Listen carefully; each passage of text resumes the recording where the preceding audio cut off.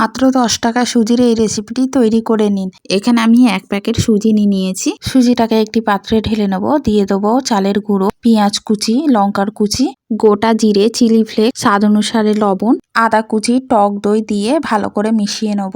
মেশানো হয়ে গেলে দিয়ে দেবো ধনেপাতা কুচি, পরিমাণ মতন জল দিয়ে আবারও ভালো করে মিক্স করে নেব। ভালো করে মিক্স করে নিয়েছি, এটাকে সাইডে রেখে দেবো। এই দিকে একটি হাতায় তেল নিয়ে দিয়ে দেবো কারি পাতা, হিং, গোটা সর্ষে দিয়ে ফোড়নটা রেডি করে দিয়ে দেবো মিক্স করা ব্যাটারের মধ্যে। ব্যাটারটা আবার ভালো করে মিক্স করে নেব। মিক্স করা হয়ে গেলে লাস্টে গরম মশলা দিয়ে আবারও ভালো করে মিক্স করে নেব। এখন মিক্স করা হয়ে গেছে। এইদিকে কড়াইতে তেল গরম করে নিয়ে বড়াগুলো লাল করে ভেজে নেব। এক সাইড হয়ে গেলে আর এক সাইড উল্টে পাল্টে ভালো করে লাল করে ভেজে নেব। দেখো ভাজা হয়ে গেছে, এবার এগুলোকে তুলে নেব। একইভাবে সব বড়াগুলো এইভাবে ভেজে নেব। এইভাবে বাড়িতে স্ন্যাক্স হিসেবে এটি তৈরি করে নিতে পারো। Thanks for watching.